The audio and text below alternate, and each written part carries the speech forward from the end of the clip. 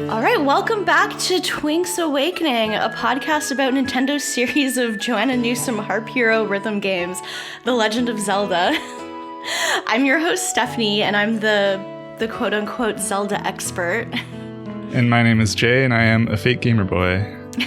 Do you think Joanna Newsom has played Skyward Sword? I hope so. I feel like probably not, but I mean, she could probably surprise me. She already has surprised me with just when I learned things about her life. So. Do you think she would play it and be like, oh, this is so cute, there's a harp in this game? Or would she play it and be like, this is bullshit? Harp is way harder than this. You know, she would probably say that, but also I'm thinking that just because I was thinking that, because the funny thing about the harp in this game is like they don't even try to pretend like you're playing a melody. It's literally just strumming up and down, and they don't even make it sound like it's not like you're playing a song. You're basically just doing like a C scale up and down, basically. Yeah, Link just sucks at it, canonically. Yeah, like Fi does all the work. You get a new song and you play the harp and she just sings all of it while you just kind of... I get it. Link has a lot on his plate. Like, he doesn't really have time to learn the intricacies of playing the harp, but still. Maybe on Nintendo's next console there will be motion controls so good that it can simulate, like, plucking vertically aligned strings in space, like without frets or anything, and there's like 30 of them. But the technology isn't quite there yet. Yeah, not quite there yet. And like, I feel like there's a very fine balance that Zelda has between playing the instruments, making it too easy and making it too hard. Like, the Nintendo 64 struck a really good balance with just making it the buttons. But then I play something like Spirit Tracks, which I guess we haven't covered yet, but it's genuinely so infuriating that that's why I never finished playing the game. So, yeah. But yeah, we finished Skyward Sword, and how did you like the rest of the game? I liked it. I guess the bulk of the plot comes from the back part of the game. So yeah, and a couple really solid dungeons, and probably some parts that you could say are a little bit like padding the length of the game. Yeah. Which we're getting to. No, I fully agree with that. Yeah, I know when I went to go pick up the game again after a while of not playing it, I knew I was in for some of my favorite dungeons in the entire series, but then I was like, oh god, after I beat this, I'm gonna have to do the Tadtone quest. So I knew that was coming, and I was a little bit like, I was dreading a couple parts of it. Even though I like the bulk of the game, there's a couple parts I just don't really care for, and they could have spread them out better, but I guess we'll talk about it kind of bit by bit, because we're gonna cover the remaining dungeons and the rest of the plot and everything, so... Yeah, full spoiler cast. Oh yeah, full spoilers. So last time we kind of didn't spoil the plot, but this one's gonna, this one has a ton of lore, which is why this is one of my favorite Zelda games. I love lore, and they basically made this game to be, it's the Zelda origin game. It's the first game in the Zelda timeline. So they created it with that in mind, which I'm a big fan of that kind of thing, but I know some people didn't care for it, but... Mm-hmm. Yeah, so I guess we can pick up where we left off. Where we left off last time was we did the Furore Silent Realm in the wooded region, and I think we hadn't quite gotten to the dragon yet, but the next thing we did was get to the first dragons, which, do you like the dragons? Why do they look like that? Yeah, I guess they were going for like a very specific type of dragon design instead of going... It's like very human, like flat-faced, and they have like lips. They do have lips. Yeah, it's like a very specific like Eastern dragon type design that when I first heard there were going to be dragons, I was expecting kind of like a Volvagia from like Ocarina of Time type dragon, and then I see them and I'm like, oh, okay, it's very much not like a Western dragon that I was expecting. They're interesting. They all look kind of just like the same thing, but with a palette swap is my main... Like, they do have slight differences. Like, one's female, I guess, but... Mm-hmm. But I don't know. They're fine. I was also curious, because they're named Farron, Eldin, and Lanayru, are they, like, supposed to be a previous version of the goddesses from Ocarina of Time? Yeah, that's a good question. I don't know exactly. Like, I feel they're definitely named after the goddesses, but I don't know how they fit in. Like, if they're some sort of reincarnations of the goddesses, because the goddesses are Din, Furore, and Nehru, so then they're kind of named similarly, but not exactly. Yeah, I don't know what they were going for there. I guess it's maybe ambiguous on purpose. Yeah, I was just imagining somebody going back to this game like, oh, I want to see the deep lore on my favorite goddess, Furore. And then they get to Farron and she's like a weird worm sitting in a pot. Yeah, basically. Yeah, I'm trying to remember if this was no, this was not the first game where they named regions after this, because I feel like Twilight Princess did as well. It does become kind of like it becomes a motif in Zelda games after a certain point where there's like a Farron region and an Eldin region. Like they did it in Breath of the Wild and stuff, but I don't think they started it until Twilight Princess, and then it became something that continued on after that. We also meet another race, which we didn't talk about last episode. Another race? The Pirellas. Yeah, the Pirellas. Yeah. I'm thinking you were saying race like a physical race. Yeah, no, like I liked the Pirellas. They're just like these they're like a cross between a jellyfish and a seahorse almost. I like them. My little tidbit is apparently in development they were supposed to look more like Zoras, like the more humanoid ones. Oh, that would have But they changed them to look more primitive, supposedly. And my read on that is that they made them less horny. They were like tired of people wanting to fuck the fish in Zelda games. Okay, but if they were tired of that, then how do you explain Breath of the Wild? Because it's like it works in cycles. That's true. I guess they were like, okay, it wasn't horny enough, so now let's just go to the other end of the spectrum. So basically the next time there's a new Zelda game that's not Breath of the Wild 2, where we can probably expect a very low end of the horny scale for the water race. Yeah, just like weird umbrella shapes on these guys. And they seem kind of stupid, like on purpose. Yeah. Like later on when Farron Woods is flooded, if you swim around and talk to them, and some of them have useful tips, but then others are just like, whoa, the woods are flooded. And you're like, thanks, dude. It's like, yeah, I'm guessing you're probably noticing this because you normally can't hang out here because normally there's not water everywhere. But yeah, they're suddenly just hanging out, and they're very like afraid of everything because there's monsters in. They're not the most memorable race from this game, but they're still cute. I do like them. And the one you talk to the most is literally named Jellyf. Like, it's just the word jellyfish cut off in the middle. Like, that's not a name. They really just, they just did that. They give the races the funniest names sometimes. Like, the Mogmas just have great names every time I read them. I'm like, yeah, your name is just like Mott or something. Sure. All right. The water dragon is very particular. Like she wants everyone to be like very polite at all times, basically. But then she very quickly just decides, okay, I can trust you because you seem fine, I guess. I don't exactly know what her judgment is, but she lets you... She accepts your help, I guess I should say. And this leads us to Ancient Cistern, the next dungeon that we did. This is one of the best dungeon designs in the whole Zelda series. This dungeon rules. Yeah, it's probably my favorite in this game. It's really good. The item rules. The item is the whip, which there are not enough Zelda games that give you a whip. Like, the only other one I can think of is Spirit Tracks, but I don't really like Spirit Tracks, so it kind of cancels out. It rules. A whip with motion controls is just so fun. True. My favorite part about it is how Link dies and goes to hell in the middle of it. Yeah, this dungeon is like a super heaven and hell type motif going on. Like, you walk in and there's this huge like Buddha-like statue in the middle, and it's all very like paradise. And then you go to hell when you go to the basement of the dungeon, and everything is just purple, and there's like zombie bokoblins. It's good. And this dungeon is based off the myth of the spider's thread, which is it's just a casual myth about climbing up a spider's thread from hell.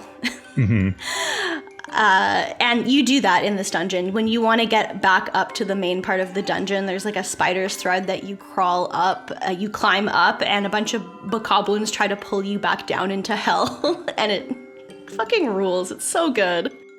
Yeah, it's very like cinematic. And even if you don't know that it's like based on that story, there's just like a narrative feel to it. There's like a progression because the underworld part looks so different from the rest of the dungeon. Yeah, it's so strikingly different, and it just has such a different vibe. It's so cool. And then after and the other thing I really like about going to the basement is that you have your first Stalfos battle in it, where you like right when you go down the middle of the dungeon to get there. The Stalfos music in this game is possibly my favorite song from the entire game. Like, it's just such fun battle music. I don't usually care about battle music, but it's so good. I really like the dead bokoblins. The bokoblins in 3D Zelda games, I feel like, have gone through this transition from like this like ugly cutification from like Twilight Princess, where they were just straight up ugly. Yeah. And then in Breath of the Wild, they're like adorable. Everybody loves them. They've got these big ears and like pig snouts. And this game is like a weird middle point where they've got the bright colors like Breath of the Wild, but they have like these weird high foreheads and like their faces like small, and I don't know, I don't really like them, but the cursed bokoblins in this dungeon, the zombie ones, I love these guys. Like, it turns out all they needed to do to make me like the bokoblin design is make them dead. Make them dead! And then just make them like zombies, and when you kill them, they kind of just come back up again unless you do a final blow on them, which is, I think it's called final blow. But when you do the final attack where you leap into the air and plunge your sword into their chest, it's so dramatic. And they just have like really bad control of their bodies. Like, Link hits them and they stay tilted in that direction that he hit them in. Yeah, it's really good. The part where like you're in the basement of this dungeon and you lower the entire middle part and it comes down and just like crushes. It's very good. I liked that a lot.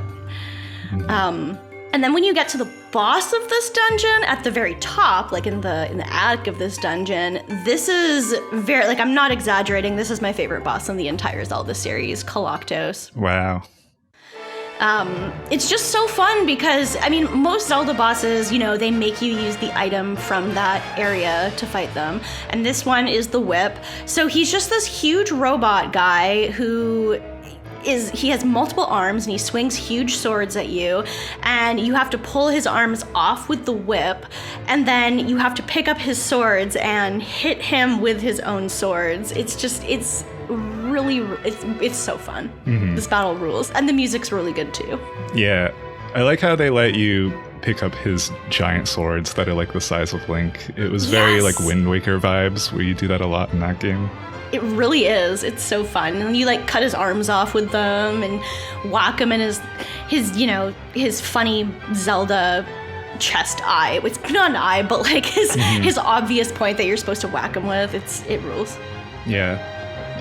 It took me a long time. Like, it felt like it took a lot of hits to kill him. And I suspect that I was doing something wrong. Like, I was hitting his weak spot with his swords, but it probably only tracks like the number of hits and not different damage amounts, I feel like, because if I had been hitting him with the regular sword, it probably would have gone faster. I feel like because I was in this fight for like 30 minutes, like doing it right and hitting him, but he just wasn't dying.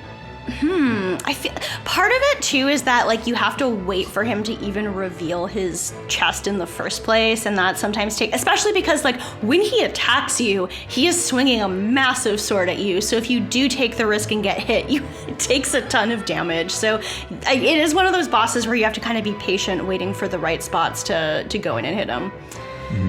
But yeah, I think you have to hit his chest with the big sword. I'm not sure.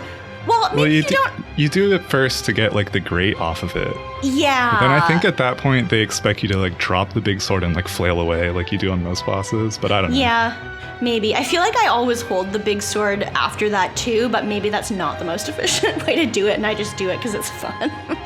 Yeah. But one of the things I like about Zelda games is the bosses tend to die in like 3 hits. I consider that like a strength of the series, right?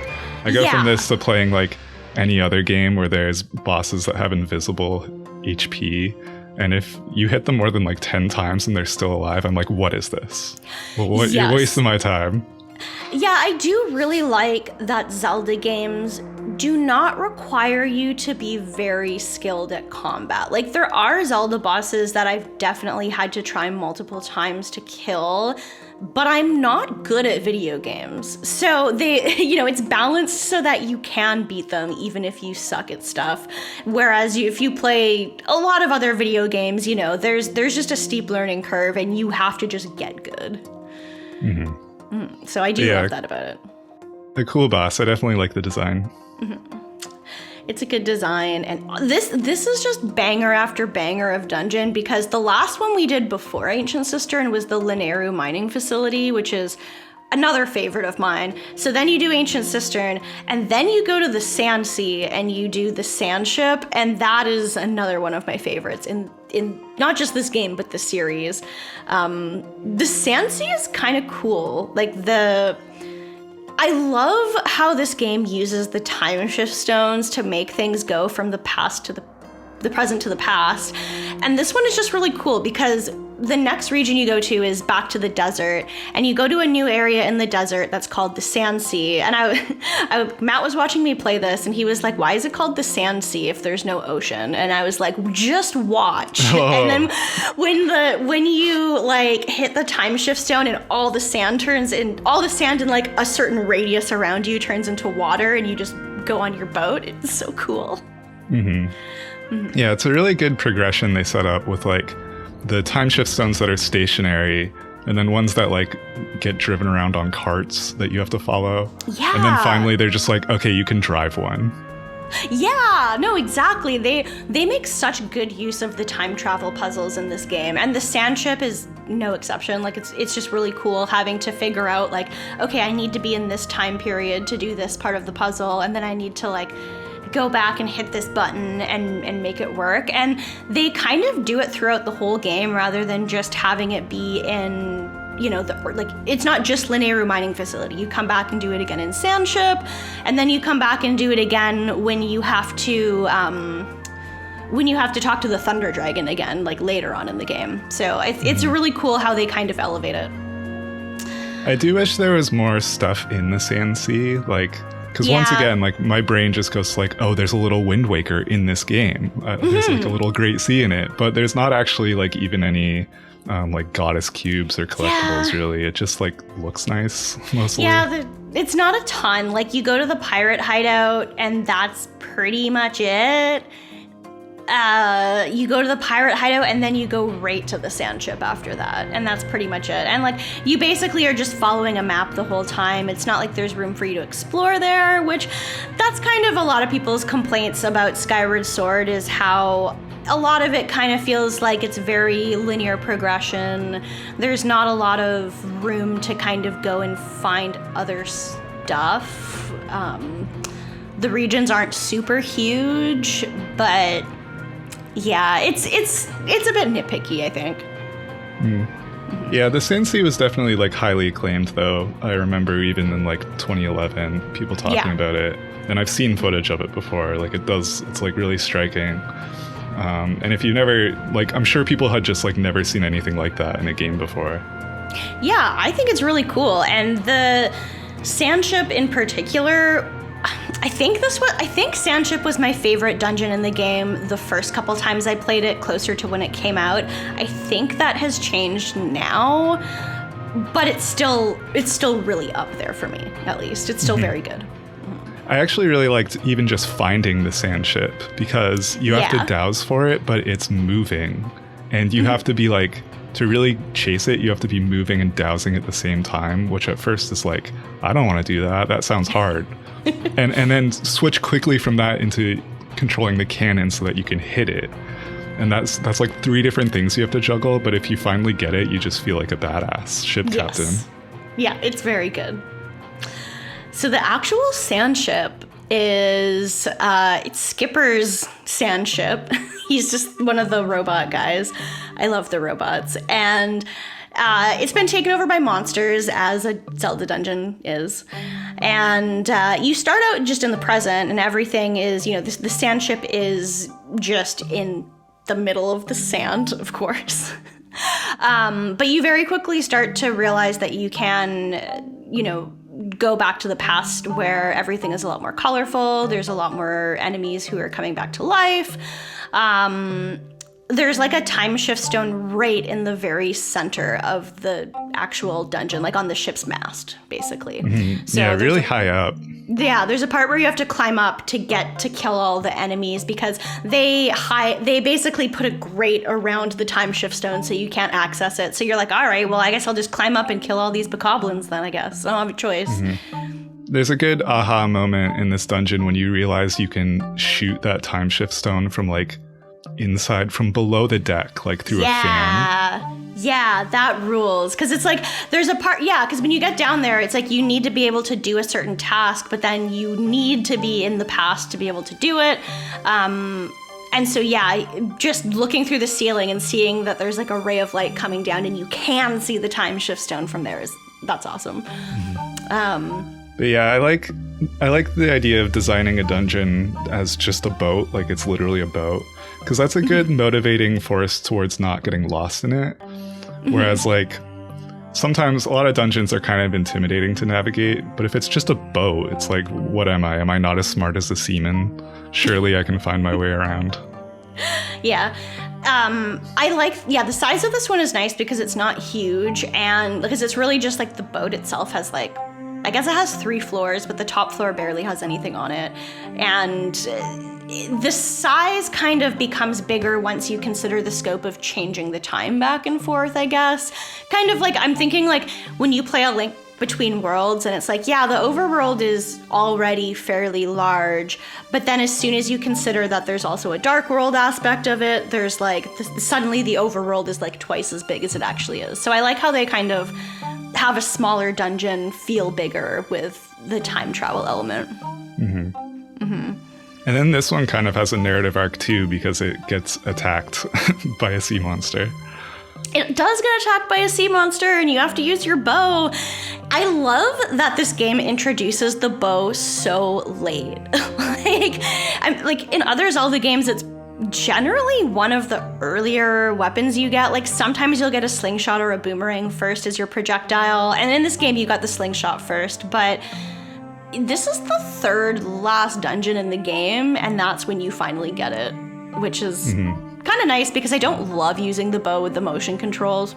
Yeah. But the thing I remember most about this fight actually against Tantalus, which looks like a Monsters, Inc. character, isn't really the bow. It's having to do the skyward strikes over and over. It's like a crash course in being able to do those consistently because you need to in order to cut its tentacles.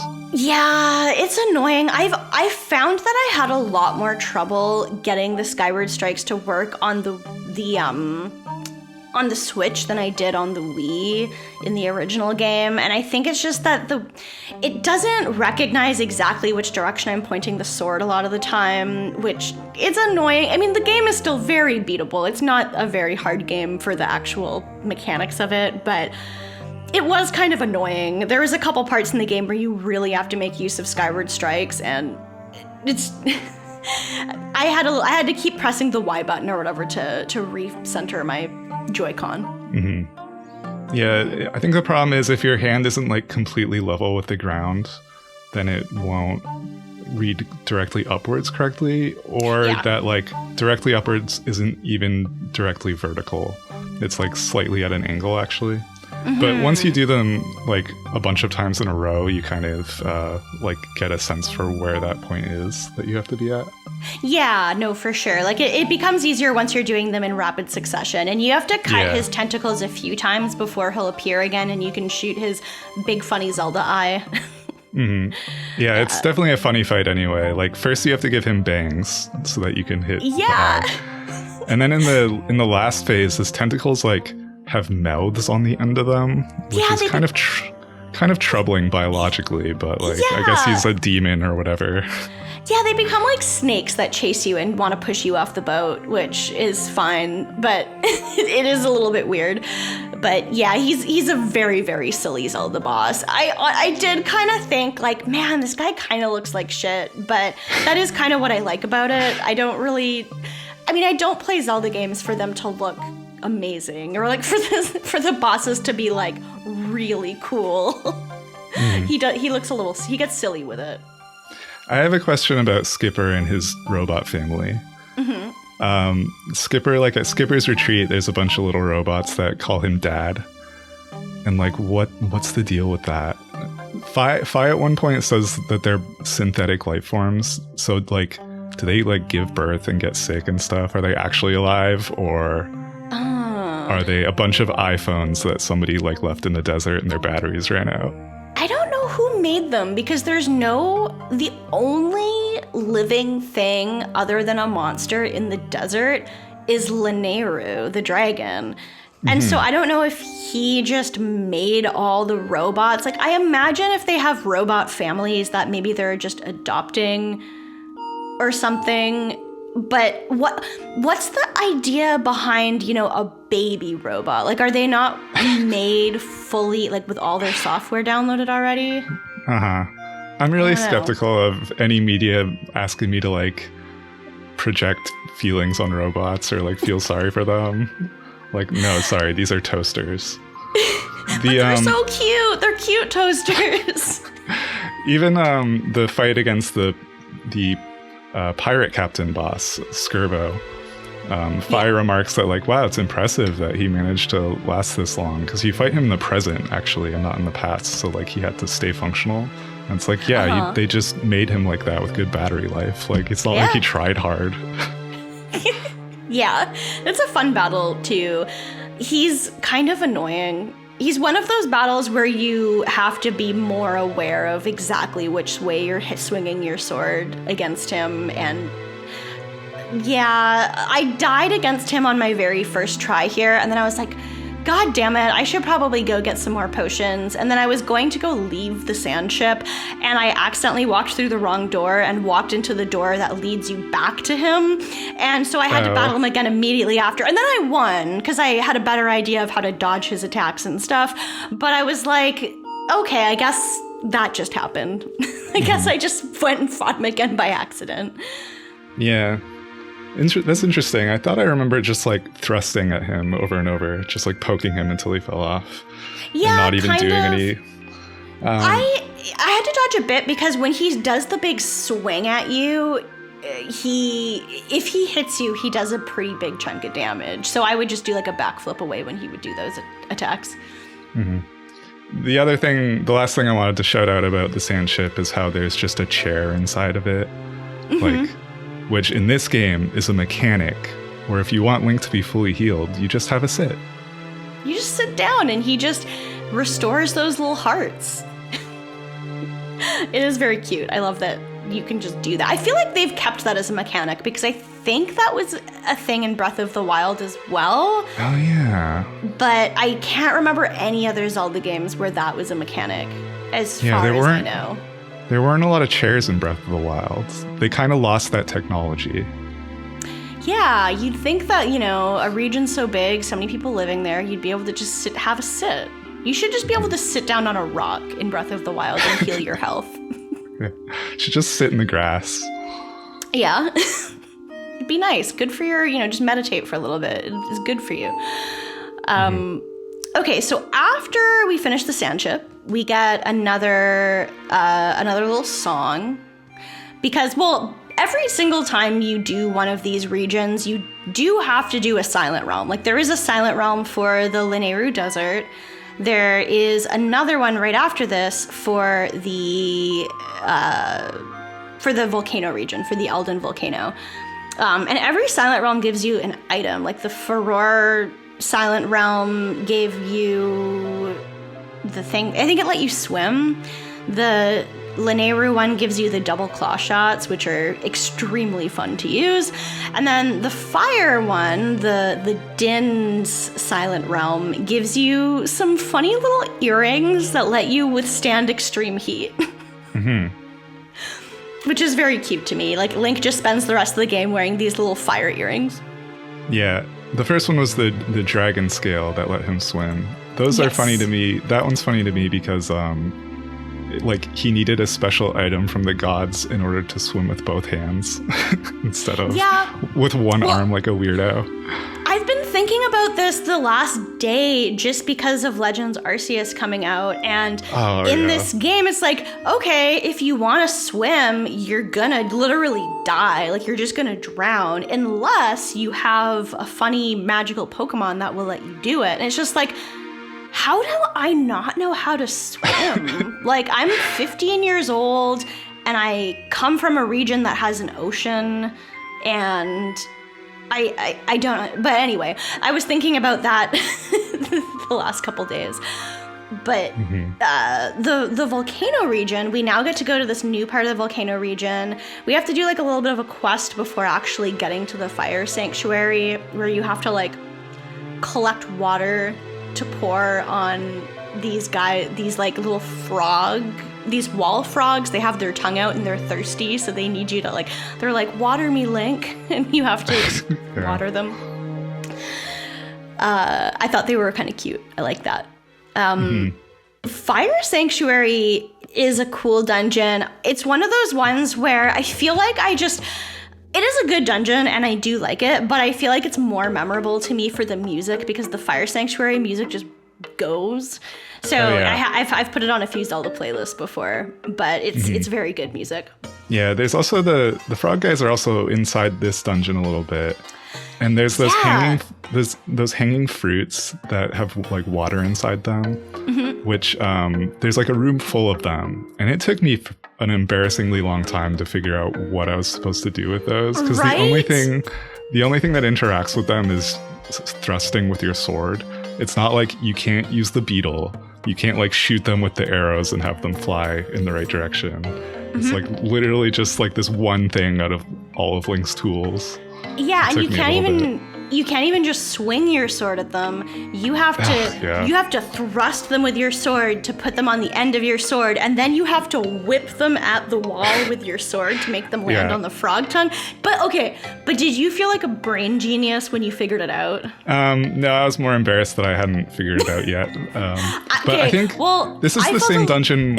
Oh, yeah, go ahead. I was just going to say, I felt pretty embarrassed that it took me a while to figure it out, because I've played this game like twice before. Like, it's been a while, but I've played it before. So I was like, what am I doing? Okay, I feel validated then. It's like not a great design. I do like using them.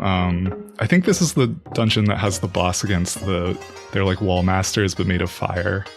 And you have to do the same thing against them. And I like those are cool. Kind of on purpose / on accident hit both of them with the same water balloon, and I felt awesome. Yeah, I don't think I've ever managed to hit both at the same time with it. That's a really cool little boss, because I remember the first time you walk into a room where one of them will lift you up to, like, you stand on a little thing of rock and he'll lift you, the magma hand will like lift you up to a higher area.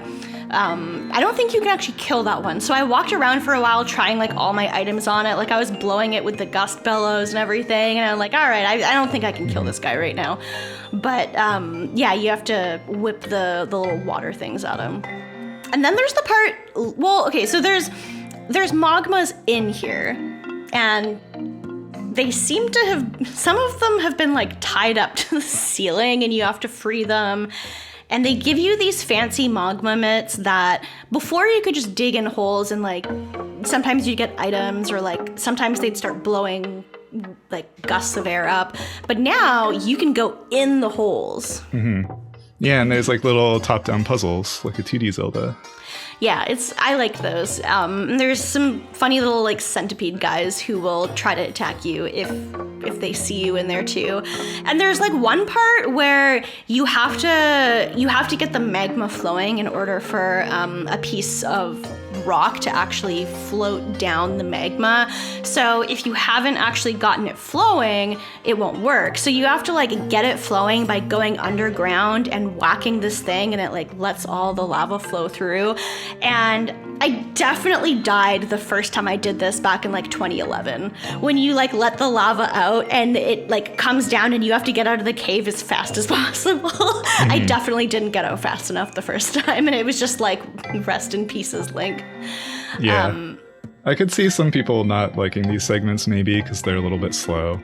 But like that one definitely instills some urgency. Yeah, you don't want to. They kind of look like this game, Mole Mania, that was on the Game Boy that Miyamoto was the director for. Oh, really? I've never played it, but I've watched YouTube video essays about it. Huh? I've never seen it, but I can see why they would be similar just based off the name. Yeah, it's literally like it's basically the same thing. Yeah, it's so fucked up when you go into one of the holes for the first time and another magma is in there and you can see like his legs. Oh yeah. Because they're usually just popping out of holes and you can see his whole body. It's like if Pokemon decided they were gonna show you what Diglett looked like under the hole. No, for sure. Later on, there's a side quest where you have to pull one out and have Scrapper carry him into the sky, and I'm like, wait, are they gonna like show that? Like they modeled his whole body? Weird. Yeah, it's kind of fucked up, but yeah, no, they are like moles, so I guess it makes sense for them to have bottom halves, but it's funny after like half the game of not really seeing that. Yeah. So the boss for this, to get to like the last portion of the dungeon, you have to do this like truth drop where they give you a hint where they're like, you have to jump off this cliff and just know that you just have to have faith that a platform will materialize beneath you if you jump off on the correct side. And so you jump off on one side of the platform that looks like you're just gonna, dive into a bunch of lava, but then a platform materializes down there. And then you get to battle Ghirahim for the second time. When you get there, when you get to the very end of the dungeon. I feel like this is the Ghirahim battle I have the most trouble with in the game. Huh. It's not that hard. It's just like you have to be very precise with your sword movements. He loves to just grab your sword and just kind of whittle your health down if you're not hitting him the right way. How did you find this one? This one didn't really, I don't know. I'd say this is my favorite one until the next one. All the Ghirahim fights were just kind of like similarly good to me. I guess this one I liked a lot, largely because they put castanets in the music. There's just like a it's good behind it. If you want to make any boss fight feel more saucy, you just put castanets over it. Yeah, it works.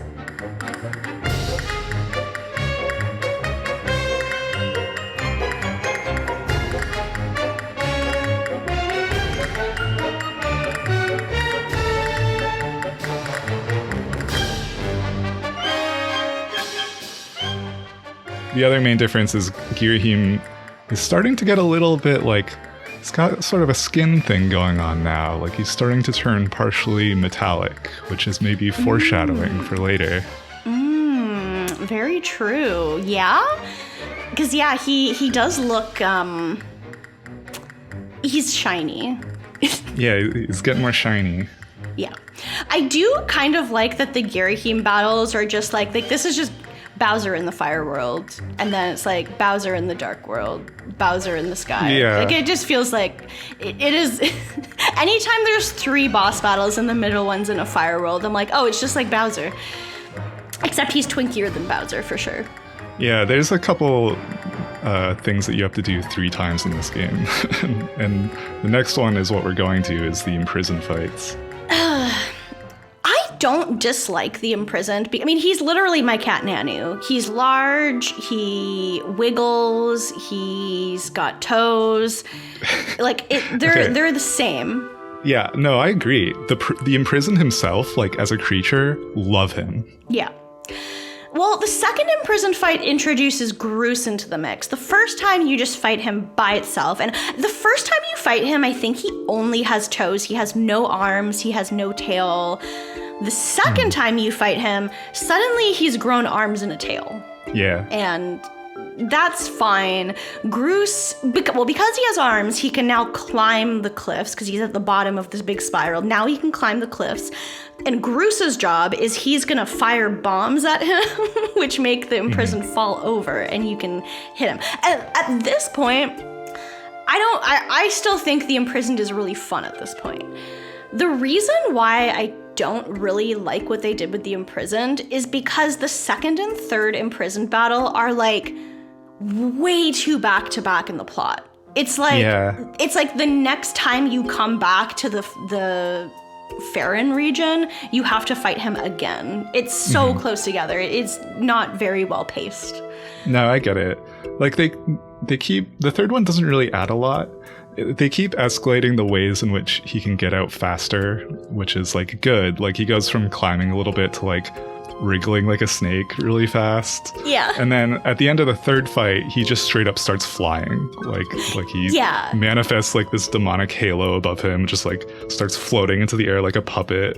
I'm like, that's great. But it is kind of the only thing that's different from the second and third fights. Well, and the fact that Groose runs out of bombs, so Groose cannot just throw a bomb at the imprisoned at this point. You have to get all the way back up to the sealed grounds, and then you have to climb into the catapult, and Groose throws you onto the imprisoned's head instead of a bomb. Right. And you have to like stand on top of him and thrust the thing on his head back into him. Yeah, just for like the very last hits. And I think like if they had just taken that part and put it at the end of the second fight and cut the third fight entirely, people would probably remember it more fondly. Yeah, no, for sure. Because like they're just such similar fights. There's not really anything that exciting about it. It's just like, oh, something awakened this beast and he's trying to escape and, kill everybody. And it's like, okay, well, it never really seems that threatening, to be honest. I think he's just so silly. Like, I know it's like a bear. It's like you see a bear and you're like, are you sure I can't hug him? No, like, he seems nice. He's a great bitey boy. I love his skin. I love the first time. He's actually like one of the first things you see in the game and like the scary opening cutscene. But then the first time you see him stand up out of the hole and the camera like pans down and shows his stupid stumpy legs. It's great. No arms at first. Like, he comes out of the hole looking like a Homestuck character. Like, it's like he has to equip his arms to fight you. Like, it's so silly. And yet he's like, I mean, spoilers, he's like the main villain of the game because this is Demise before he gets his body back. I was gonna say human body, but he's very clearly not a human. But yeah. Yeah, I want to know if they designed that character with the intent of making it the final boss of the game, or just like designed it first, then later on we're like, this guy's great, let's make that actually the final boss inside. Yeah, well, I think they designed Demise wanting it to have elements of Ganondorf for sure. Like, there's definitely a lot of similarities with how he looks in terms of, being very, very close to Ganondorf's design. But then he has that like scaly, you can tell that he's kind of like the same as the imprisoned because he has the same like black shiny scales on his arms and stuff. True, yeah. But yeah, they could have totally added that in later to if they'd already been like, this worm, okay, we got to put this worm in somewhere. He's just great. He reminds me of the Garfield character that's like an egg with just 2 feet sticking out. That's what the shape reminds me of. Basically, and that makes sense because we literally call Nanu an egg all the time, and the imprisoned is just my cat Nanu. So it completely checks out. They're both eggs. And the imprisoned is just like an egg for evil. Exactly. And because he's the first of all of the Ganondorf lore. I guess we haven't really explained that yet because we're getting to the point in the plot where they finally kind of explain what the fuck is going on. Like, why did Zelda get taken down to the surface to do all this stuff? And I guess this is where we find out that Zelda is the goddess reborn. Like Hylia, who created everything, who created the other goddesses, she put her like soul into a mortal body who happens to be Zelda. So Zelda is the goddess reborn. Link is obviously the chosen hero. And then Demise, who we're only really just learning about by the end of the game, is like the ultimate evil form. And we find out eventually that Demise has basically made up this curse that this cycle will keep repeating itself. Basically, he will continue to get reborn in like a new generation, and there will always be a chosen hero, and there will always be the goddess reborn. And that's why we get Ganondorf coming back, like, resurrected, and he's the same villain, the same hero in, like, all these games over and over again. So that's why he looks so much like Ganondorf in a lot of ways. But they decided to just call him Demise instead, because I guess that's cooler. Yeah. This is also the part where Zelda gets put inside the amber from Jurassic Park and sealed away in the past for the back half of the game. Yeah, when you find her in the future, she's gonna be an Aerodactyl. So she this is a really nice part of the game because she explains the whole Hylia thing to Link, and she says, like, you know, a long time ago I was Hylia and I sealed Demise away into that thing, and that's what keeps coming up. It's that is the great evil I sealed away. So there's like this portal to the past in the sealed temple, and so you meet Zelda in the past there where she explains all this to you, and she basically says, I need to wait here and keep him sealed until the present day. So she basically goes to sleep in this amber thing for like generations, like an era, and while she's explaining this to you, Zelda's Lullaby is playing, and it is one of my favorite versions of Zelda's Lullaby.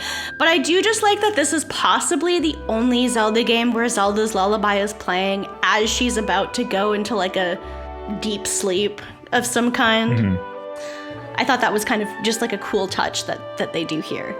But it's kind of like a sad moment because Link's all, you know, oh no, you're gonna be sealed away for years, for like thousands of years. Yeah. It's definitely emotional because you're like following her for like the whole game up to that point. Although, yeah, you know, I can kind of see it coming just because it's a Zelda game, and they always seem to find some way to like put her in a basement, or like even when she's not kidnapped. Yeah, there's a lot of Zelda games where she gets put into like some kind of crystal or something. Like she's just you know, wrapped in a cube. I was a little bit fuzzy on the time travel details of like how her staying there would like affect Demise in the present. But my main question is, since you, Stephanie, have written a whole PowerPoint before about time travel types in media, which type is Skyward Sword?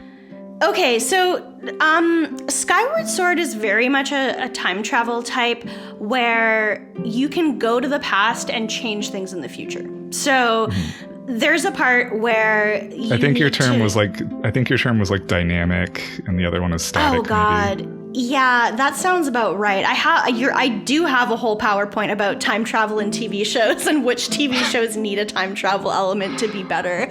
Yeah, it's kind of like a dynamic one where when you go back in time, if you make a change, something else will change in the present. However, you're going back so far in the past in both the Lineru era where you're using the time shift stones and in the part where you go through the like big gear that takes you back to the sealed grounds past. You'd think more things would change. Like, you'd think there'd be a little bit of some kind of butterfly effect. But the reason I know that it's a dynamic one where you can go to the past, change something, and then in the future it becomes different is because there's like a part of this game where you have to in order to bring the sand dragon, the Lanayru dragon, back to life, you have to grow a plant for him, and it won't grow in the Lanayru region, so you have to bring it to the past in the sealed temple, and you have to plant it and then go back to the present, and then suddenly there's a tree there that wasn't there before. Right. So you can very much influence the present by changing things in the past in this game. And I think that tends to be generally how the Zelda game handles time travel. Like, I'm thinking Oracle of Ages, Ocarina of Time. If you were to change something, like I'm thinking like in Ocarina of Time, like if you teach the Song of Storms to the guy in the windmill, and then you see him again as an adult, he's gonna be pissed off forever as an adult. But yeah, you know, it's very dynamic. Mm-hmm. So Zelda's gone, wrapped in plastic. We go back to the present because we have some more business to attend to. At this point, what we're basically told is we need to find the Triforce. And so this is one of the few Zelda games where you actually collect the Triforce as an item. Most Zelda games, you never actually get the Triforce. They just talk about the Triforce. But they basically tell you, okay, you need to get a new song. Like, you already collected these other 3 songs for these other regions. Now you need to get this new song to find the Triforce. The song, when you do the next Silent Realm, because there's a 4th Silent Realm, and when you do this one, the reward isn't that you get the Triforce, but you get it in the subsequent dungeon that you do after it. But before getting to this Silent Realm, you have to do a whole bunch of crap that, as you put it, was probably just filler and padding to make the game longer. At least this is what I'm assuming you were talking about. Yeah. Well, I know people would probably say that. It's an interesting part of the game when you're collecting the Song of the Hero parts, because, like, it is non-linear, like, for a change. You could go to any of the 3 major areas. And so, I don't know, we could, like, I think they're all worth talking about. We could tackle them in any order. For sure. Yeah, I think the first one I went to was the Faron region, and that's probably why I found that the imprisoned battles were so close together, was because that's like back to back. It's back to back, because as soon as you go, it's there. So when you go back to the Faron region, you find that the entire thing has been flooded. So after you beat the imprisoned for the 3rd time, Granny, as we call her, Granny is like, yeah, I sealed the gate, so you can't just, walk in. And Groose is like, well, I got a catapult, so that's our solution. I'm just gonna fucking shoot you into the woods. So you get catapulted into the flooded Faron Woods region, and Link couldn't fly his bird there for some reason. Yeah, no, for some reason you're not able to do that. It would make your life so much easier in both this and the Elden region one if you could just land where you wanted to, but no, you can't. So but yeah, in this case, so you're in it and you have to basically you have to go under the tree that's in the middle of the region, and the water dragon tells you, yeah, I'll give you the song, but you're gonna have to solve my little test first, and I'm gonna take all the notes from this funny little song, and instead of just giving them to you, I'm gonna scatter them around the flooded woods, and you're gonna have to swim around and recover all of the notes. And it's like, really? Can you just give them to me? I think most people don't like swimming in video games very much. It kind of sucks. Well, this game isn't really an exception. Yeah, like, the thing that I think is really objectionable about this isn't so much that, like, you have to collect pages or whatever. Like, I know you like Banjo-Kazooie, and like, the flooded woods is, like, it looks great. It's like a cool idea to flood an early game area like that. It really is just that the swimming controls specifically in this game suck ass. Yeah, because you can't just use the stick on your Joy-Con to control. You literally have to, like, if you want to go up or down, you have to tilt the Joy-Con up or down to decide where you want to go.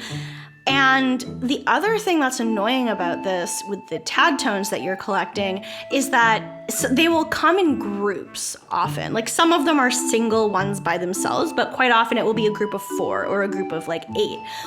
And you have to collect them all together. If you miss one in the sequence after a certain number, like you only have a certain amount of time once you've gotten one to the next one. If you miss one, they'll all just fly away and you have to start collecting them again from the beginning of that set. Mm-hmm. So it's like you'll be following them and trying to collect 8. If you miss the 6th one, it's like, great, now I have to go all the way back and start again. And they're not that hard to do, but it is very much like there's got to be like 30 notes you're collecting here. Like it is a little bit annoying. Mm-hmm. Yeah, it's just like they might as well have put like Link running around on gyro controls. Like, oh, he tilts forward for him to run. Like, it makes no sense really for swimming. And people really say the doesn't. same thing. Some reviews were complaining about like the bird flight controls, and they would even say like the motion controls are all great, but you should turn them off and go to button controls for the bird flight. And like that I totally disagree with. I think bird flight feels great in this game, and it makes sense for like something that's soaring through thin air to like to care about like pitch and yaw and stuff and attach that to gyro controls. But swimming is like the exact opposite of that. Like if you know how to swim at all, like it has to be so intentional which way you're orienting your body. Like in order to turn in any direction, you have to push water with your limbs in the other direction. Mm-hmm. And it's just like, I think swimming in games, they kind of just got it right on the first try with like Mario 64, and it really didn't need to be innovated after that. It really didn't. Like they didn't need to change it at all. Like there's one of the things I like about a lot of Zelda games is most of them don't involve swimming. Like Majora's Mask, there is some swimming. I could maybe complain about it a little bit, but most other Zelda games don't really have a swimming aspect, and I really appreciate it. And I actually really like water dungeons. Like I know most people hate water temples or like water, like any dungeon that involves changing water levels and stuff. I actually really love that shit. But I don't like the swimming aspect of it. The actual swimming controls are pretty much always dog shit. Yeah, I don't know. They definitely could have been better. I kind of wish there was more swimming in Breath of the Wild, actually. But in this game, like, so I would maybe recommend turning motion controls off and going just to the analog stick for swimming in Skyward Sword HD. But as always, there's like this trade-off, because in order to do the spin dash, which you have to do like constantly to get the tad tones, instead of it being mapped to any of the unused face buttons when Link is swimming, which would have been sensible, it's mapped to pressing in the left stick, which you're already using to steer. And I don't know about anyone else, but I just like hate that button. It feels like you're stabbing your Joy-Con to death. Yeah, I don't really like having to do that. Yeah, I do also feel like I was constantly doing the wrong motion in order to do the spin attack, though, with the motion controls. Like, I think you're supposed to kind of jostle one of the controls, but I think I would always do the wrong one. So then I wouldn't end up going forward. I always was just, you don't do it enough to really remember it. So I don't know. This part, I think this is I don't know if this is the worst of the 3. I really don't love the Elden one either. The Lanayru one is great, but well, let's get into the Elden one as well. Okay. This, I can't really get a sense of like, I guess people generally don't like it when Link is disarmed in games and like has to sneak around. Although there was that Eventide Island in Breath of the Wild that people liked, and I didn't mind Forsaken Fortress and Wind Waker. Like I think that's a good story event and a good dungeon. But in this one, it's kind of mixed opinions. In this one, you're kind of just locked into it all of a sudden. Like I was just going to the mountain region to vibe, basically. Like I was going to get a new crystal ball for my friend, the fortune teller. But then like, the volcano explodes, so you're locked into this stealth quest. Yeah. Like, Whittle volcano exploded, so Link has to get captured and lose all his items. Yeah, and there's a few Zelda games that do this to you, and I really like the Eventide Island one in Breath of the Wild. partly because, kind of like what you hinted at, you can choose to go there. You are not... It's not part of the story. It's something you can do to get to one of the shrine. Like, I mean, it basically is the shrine puzzle itself. And it does take a while to do, but it requires you to be clever about how you solve the puzzle. And there's like a million ways you could do it. You could get any of the things in any order. It's a lot more free. Yeah, and the Wind Waker one too is like very telegraphed, and like Link is literally getting shot out of a cannon again. So you figure like this might not end well for him. Yeah, I don't love the Wind Waker one either. I feel like they put it in a lot of my favorite Zelda games. Like Skyward Sword, one of my favorite Zeldas. Wind Waker, one of my favorite Zeldas. Breath of the Wild is kind of like a middling one for me. I do love it, but the other one, there's another Zelda game that does this, which is Oracle of Ages. There's a part in Oracle of Ages where you get stranded on an island and all these lizard creatures take all of your items and you have to get them all back like one by one by one. And it's probably my least favorite part of the whole game. Like overall, it's still one of my favorite Zeldas, but I don't like these quests where you lose all your items. And I think Skyward Sword probably does it the worst out of all of them. Yeah, out of like fair. all 5 of these. Because it's so linear. It's like, okay, there's only a couple items you can recover first, and you use those items to progress to the next area, and whatever, it's fine. Yeah. I do like, one thing I really like about Skyward Sword that kind of comes up here is that this game does not let you stop using certain items. Like, a lot of Zelda games, you'll do a dungeon, you'll have to use one item for the entire dungeon, and then you never use that item again for the rest of the game. Skyward Sword does a good job of making that not a problem. You will continue to use the whip and the beetle and, like, the claw shots the whole game. And they make use of that here, but it's annoying. The slingshot. Yeah. I will also say there's Link starts out being in jail, and I appreciate how seemingly every 3D Zelda game puts Link in jail at some point and makes him break out. Do. The message they're sending is that jailbreaks are always good and moral. They're always good and moral and also fun to do. They put him in jail, and it's like the worst jail. I mean, I know bokoblins are stupid, but it's just such a bad jail. You get out so easily.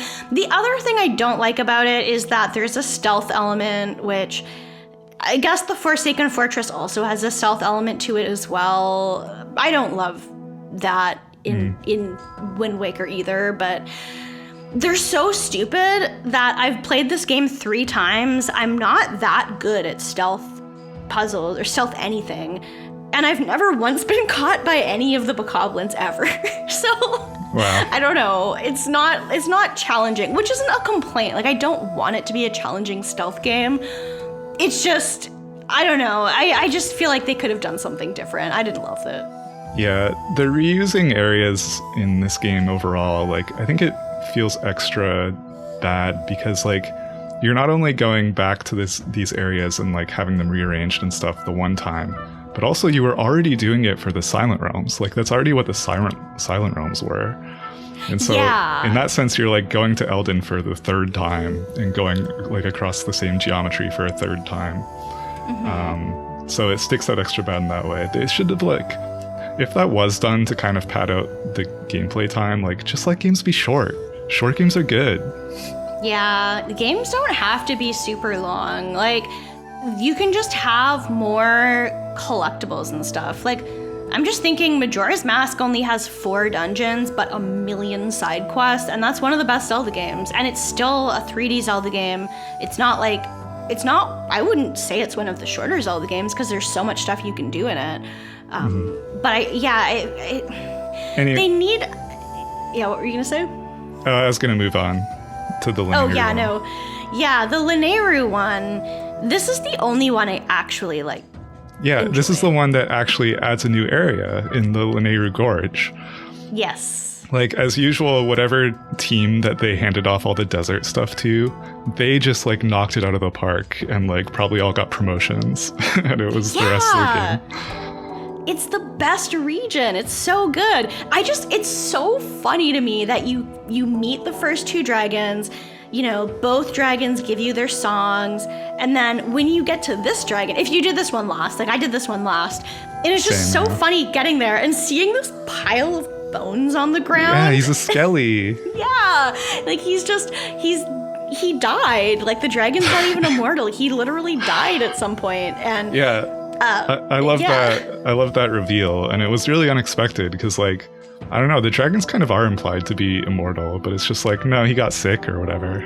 Rip. Yeah, he dies, and basically you have to go through this whole like quest to bring a time shift stone back into that area in order to go back to the past when he was still alive. Mm-hmm. And, well, you don't only have to do that. You have to do that to make him alive again, but then you also have to do the thing I mentioned before where you grow him a tree and bring him, because you have to bring him this, like, berry or something that's going to heal him and make him no longer dying anymore. But it's overall easily the best of the 3 quests they make you do to get the dragon songs. Yeah, I liked it a lot. Yeah, just going up to his skull at first. Like, I can't get over it. Like, having it have his name over it, Lineru, and he just says an ellipse. He's just dot, dot, dot. Dot, dot, dot, yeah. And then, yeah, you do kind of have to do a fetch quest with the fruit seed, but, like, I was invested. I didn't mind that part. Yeah, I was fine with that. I was like, this is cool because I'm going somewhere I haven't been before. They gave you, like, a little hint very soon before where Garusa's like, oh, like we could grow a tree here really easily. That's true. And they tell you couldn't grow a tree. You couldn't grow this tree in the Lineru region. So it's like, okay, now I have to remember where to go.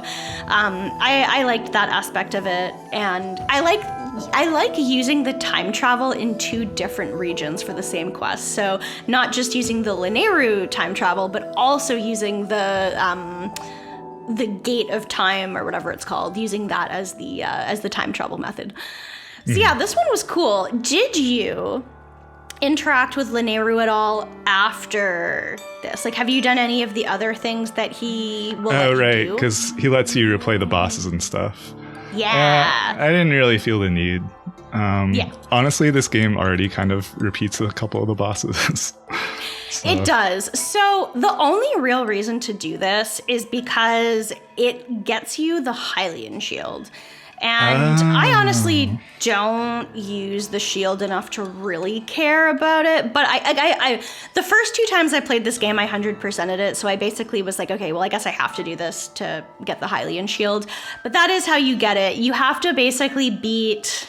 I can't remember if it's like you have to beat all the bosses without dying or something like that. It's some kind of quest like that, but I guess it's kind of worth it because it's like an indestructible shield and it's like the best shield you get in the game, but that's about it. Yeah, I did not know that was in the game, and so I just went through the rest of it with the like purpley shield that has a bird foot on it, and it seemed fine, you know. Yeah, no, I finished the game with it in this case too. Honestly, I'm pretty sure I beat the game in both my other cases without getting the Hylian shield too, and I just went back and did it later.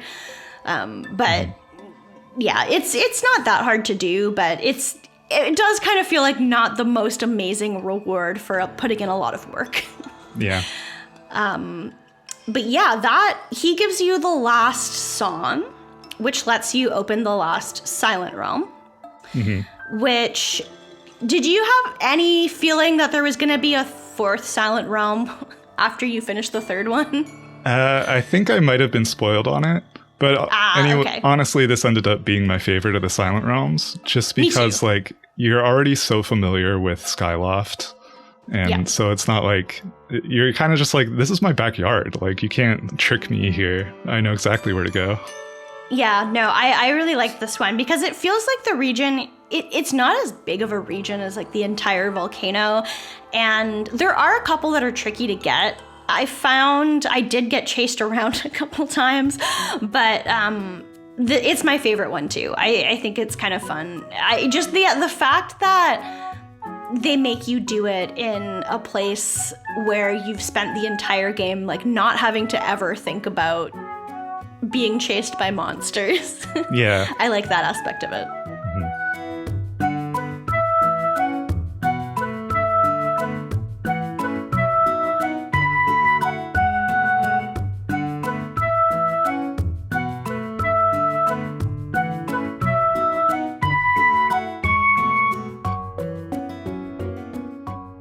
But yeah, did you want to talk about some of the NPCs up here before we get into the last dungeon? Yeah, I was hoping to revisit some of them. So with Beatrice, I wound up having Link reject Beatrice, I'm sorry to say. Oh, that's okay. I wound up seeing like both the ends of that quest line, and I just feel like when you say yes to Beatrice, she becomes like a whole other character. And she like starts, you know, like, I don't know, being kind of cringy and like standing up and smiling at her job. Like, who are you? Whereas if you reject her, she like gets to keep being her laconic self. And she's actually like really mature about the whole thing. She says like, I'm strong, I'll get over you. Please just leave me alone in the cold right now. And then when you can talk to her the very next day and she's like, I thought long and hard about it, and I'm completely over it now. Like, so true. Good for you, Beatrice. Yeah. And like, do you have something to deposit with me, the woman who got over her broken heart and is getting prettier by the day? Yeah. No, she rules. It's like, I wish I had a role model like Beatrice when I was like a teen. Yeah. She's handling rejection better than like I ever have. She's so good. And it's like, I don't want to mislead her. Like, I don't really care about like Zelda Link together as like in a romance sense. Like, I know there's a lot of people who love Skyward Sword for that reason. Not that they like get together and kiss at the end or something, but like, I don't know, like just they're very close in this game. So it's one of the better like Zelda Link relationships in any of the games. I don't really give a shit about that, like whatever. But it does feel just like I'm leading her on if I say yes to her, which I don't want to do. And then I did the whole Lumpy Pumpkin quest series, which I had not touched at all like in the first half of my playthrough, because in order to really start it, you have to knock down that chandelier. And there's like signs all over the place saying like, don't shake the walls, don't try to knock down the chandelier, basically just like trying to do reverse psychology on the player. And it worked, and it didn't work on me. I'm like, no, I'm a goody two shoes, I'm not gonna knock that down. It worked on me. I was like, I gotta knock it over right away. I think you do it, and it like almost kills an old man. It lands like right at the table he sits at. But he's fine. But yeah, then it really opens up, and I love Pumpkin Landing. The vibes of that place are just immaculate. Yeah, it's good. That one's good. And then Batro.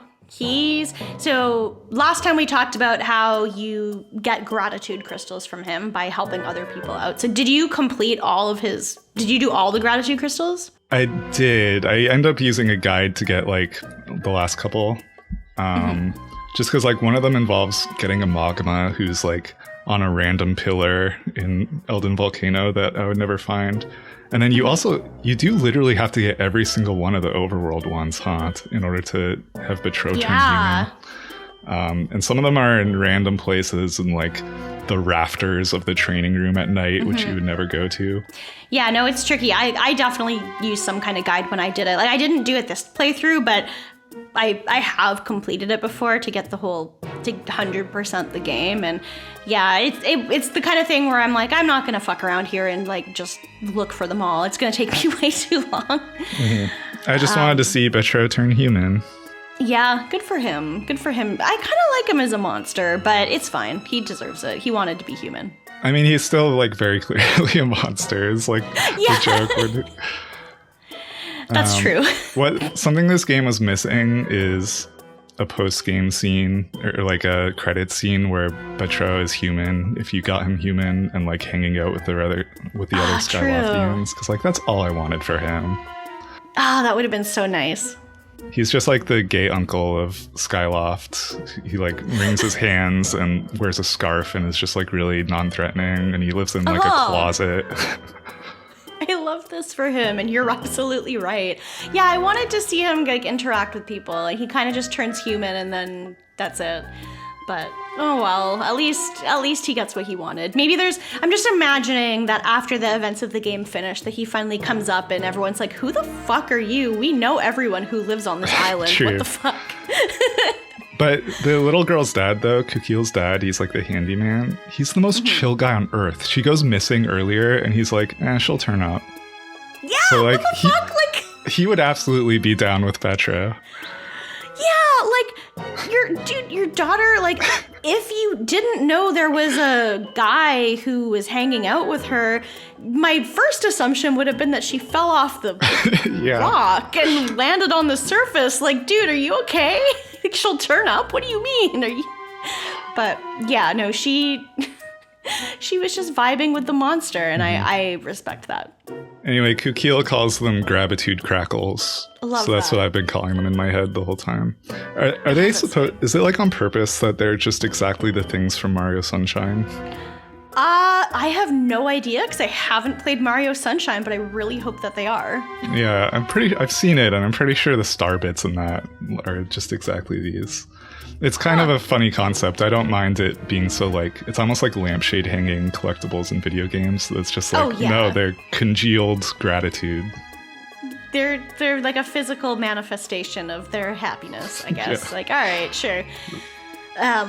We have one more dungeon left in this game.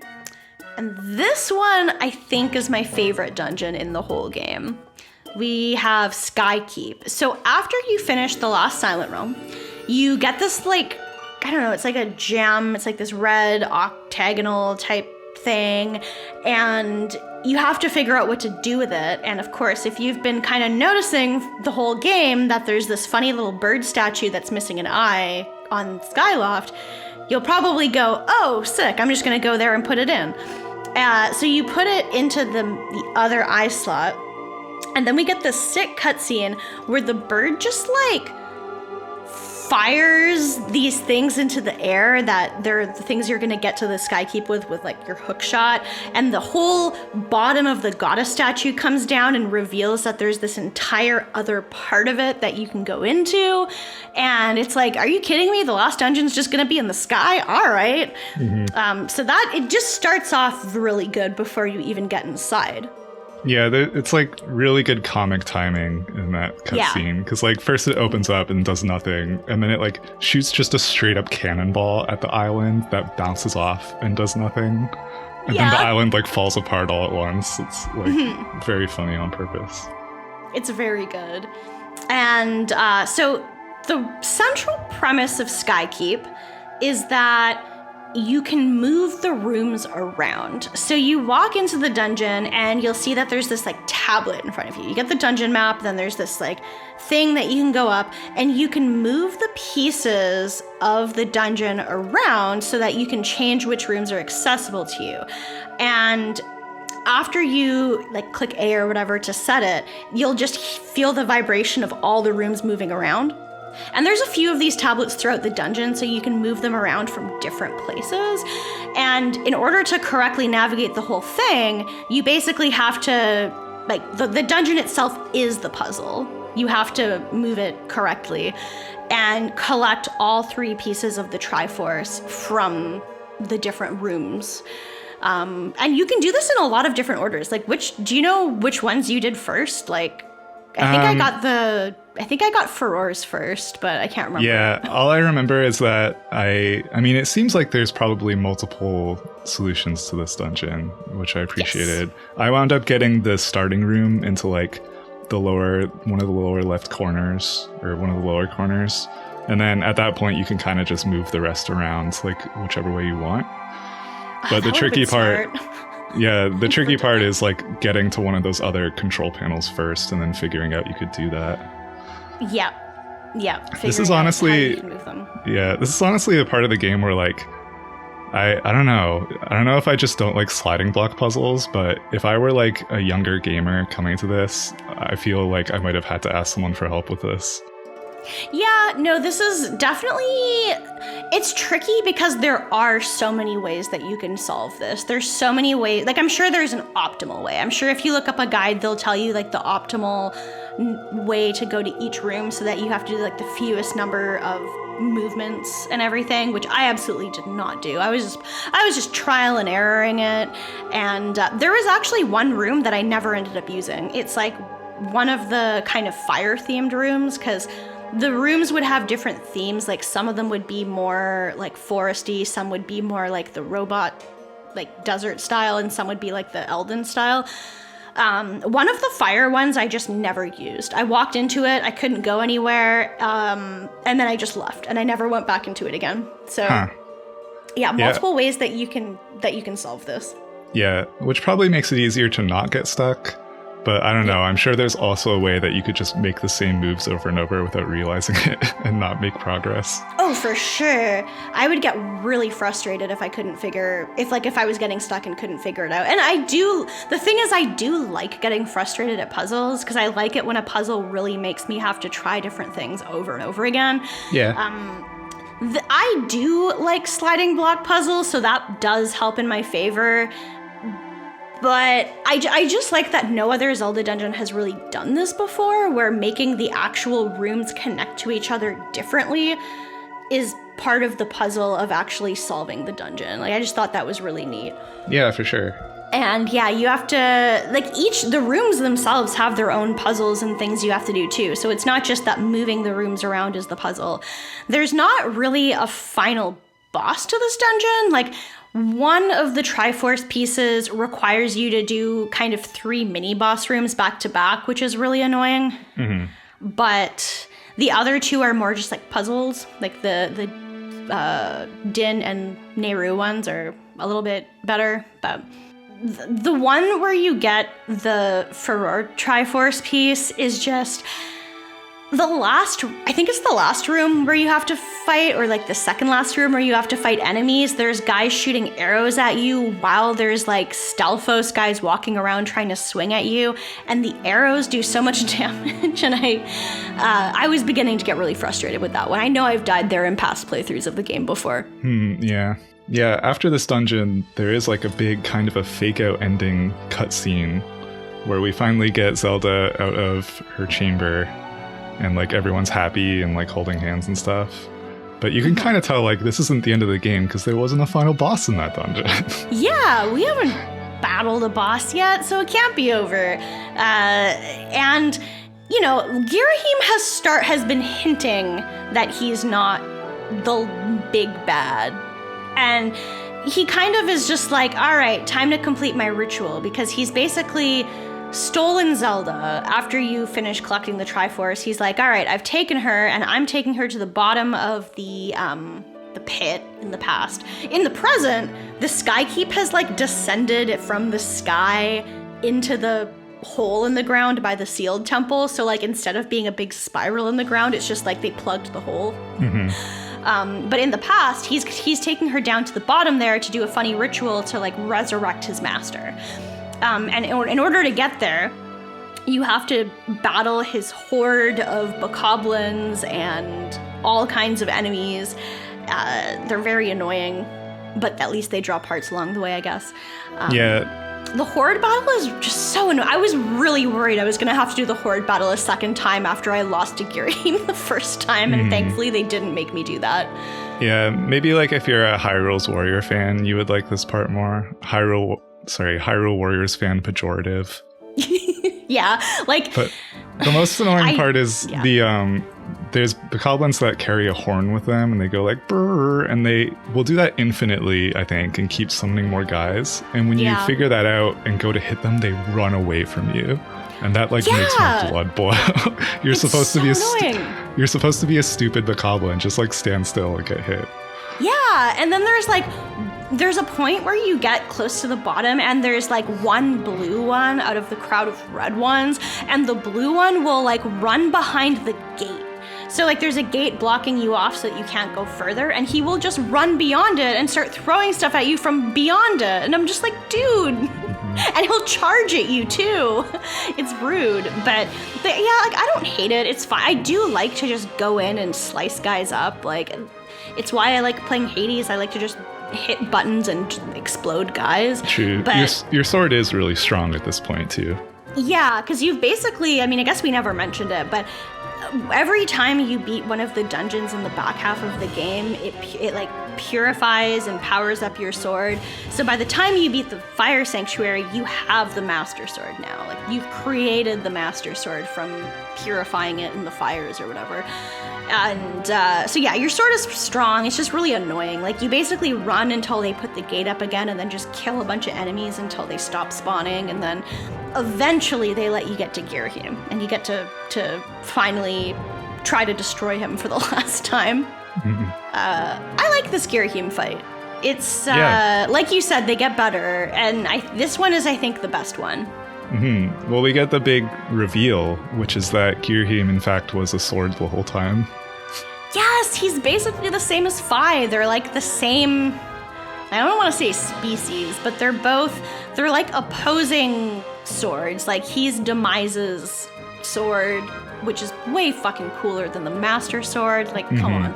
The Master Sword is cool, but it's like, Demise's sword is just like spikes on it and stuff, and it's black and it's huge, and plus it's Ghirahim, who's, no offense to Fi, but like cooler than her. So yeah, you fight him, and he actually has his own sword too.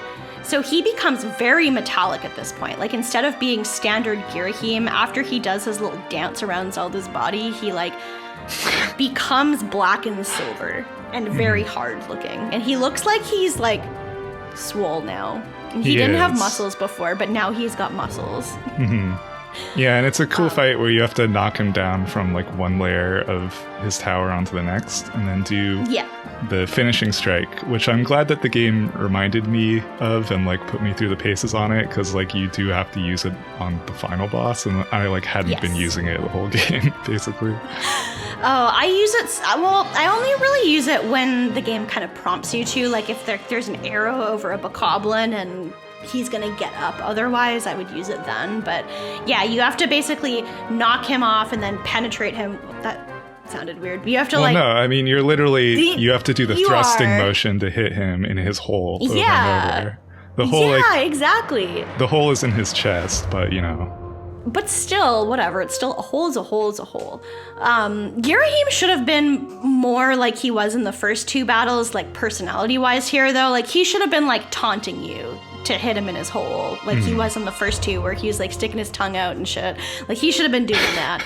But I'll still accept it. It's still a good battle. Yeah. But then he whips out his own sword once you get him to the ground, and he's like... His sword is huge. You have to hit it like a certain number of times in the direction, like perpendicular to it. And if you don't hit it enough times, he just snaps his fingers and regenerates the sword. Yeah. It's kind of annoying. Mm-hmm. Yeah, the final two bosses in this game are both kind of just sword fights against muscly guys, which I wasn't super jazzed with, but I get it. Like, if they made this whole swordplay gameplay mechanic, like, you might as well end the game on it. Yeah, no, I get it for sure. And like, the Ghirahim fight does have you do the classic, not just like sword fighting, but the classic volleyball or like tennis of he shoots like a beam at you and you have to tennis it back to him, and like you're rallying, and then eventually you win the rally and he's like injured and you have to go up and hit him. So I do kind of like that some of it is not just going up and swinging hit him from the right direction. Some of it is just standing from far away and trying not to get hit. That's interesting. I don't think he actually did that against me. Really? He did that? Maybe he does that to me when we were on the ground. So I guess it depends on if you stand really close to him and slash where him, you're he standing. Doesn't do it.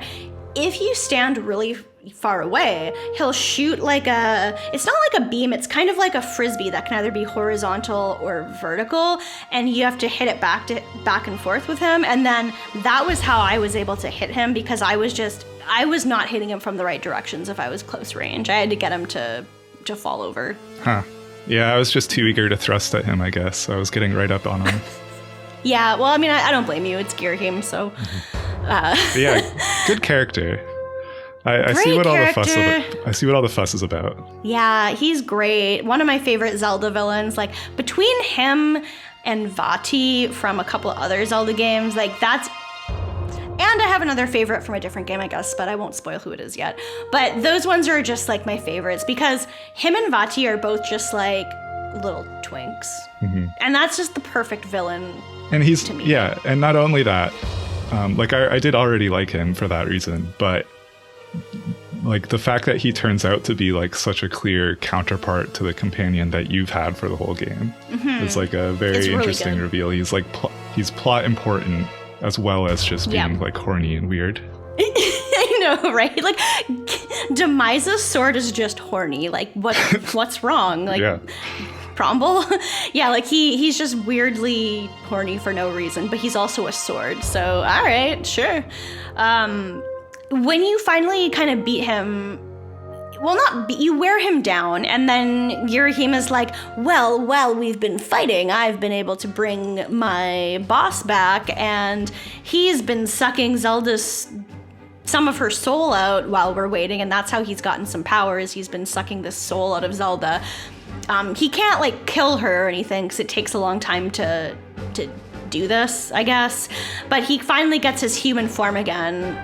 He comes out as the imprisoned first, and I'm just like, oh god, oh god. Like, I don't have to fight the imprisoned again, do I? And then he goes back into being small mode. Well, not small. He's far bigger than Link still. Demise. Yeah, but he kind of looks like Akuma from Street Fighter. I don't know who that is, but I know how Street Fighter characters are built. Yeah. So, like, I can just imagine. Yeah, he basically is just like, all right, if you want to throw hands, meet me in this weird realm I created whenever you're ready. And they're like, all right, well, if you want to take a break and go heal and get some potions and shit now, that's a great time. And you can just choose to do the final boss battle whenever you're ready. Which is kind of nice. Yeah, that was nice of him. He made a very pretty realm, too. It's got, like, some nice reflective water in it.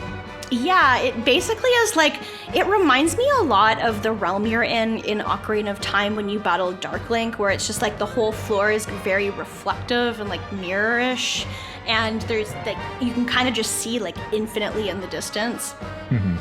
But it does get kind of thundery after, when you get to like the second part of the battle, there starts being like lightning coming from the sky, and like you said, it's a sword fight. You have to dodge a lot of his attacks, and the main thing about this is you have to like use the lightning from the sky with a skyward strike to like charge your sword and fire that at Demise to kind of like disable him and go up to him and be able to hit him, which is kind of cool, I guess. Yeah, but it's like, yeah.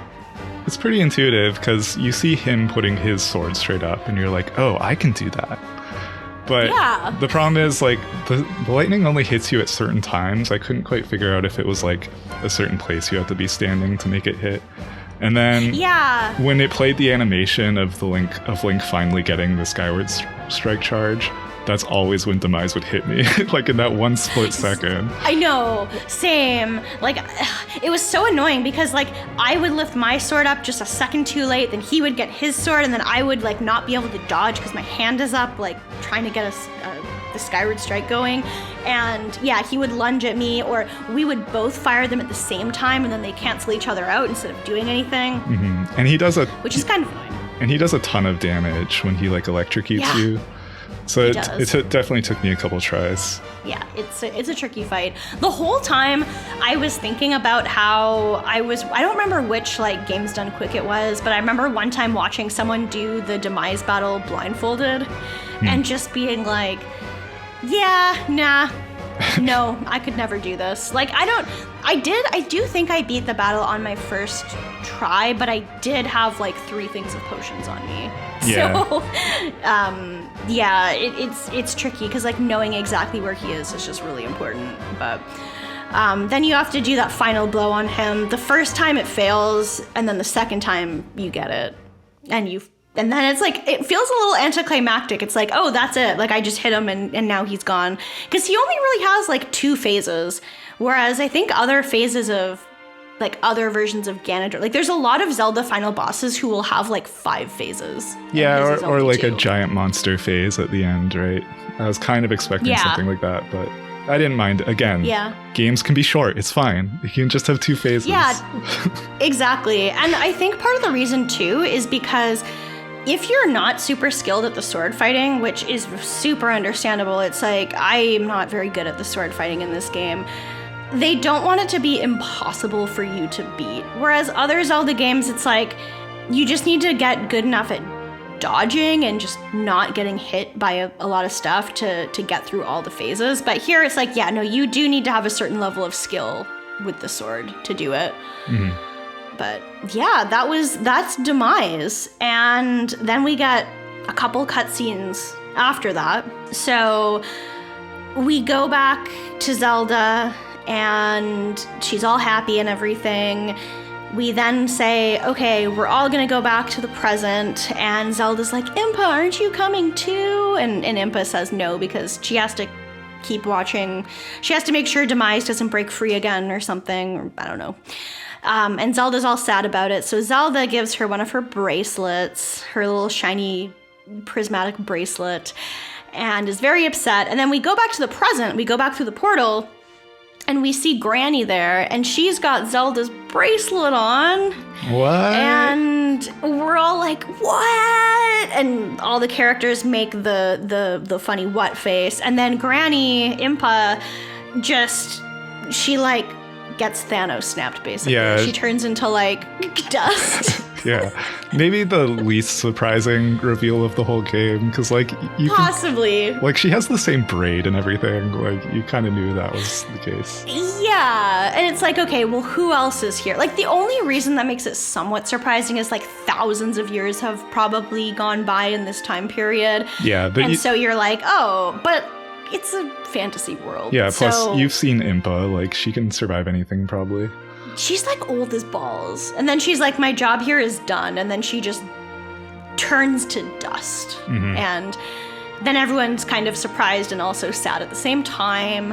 And then we say goodbye to Fi, because basically, you know, to keep the seal, you have to put the Master Sword.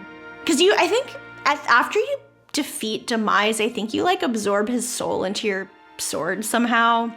Yeah, I was kind of wondering what that meant for Ghirahim too, because like Demise put his sword in like the water of that area and then it just like dissolves at some point. And I'm like, no. Yeah. Obviously, we're gonna wonder what happened to Ghirahim.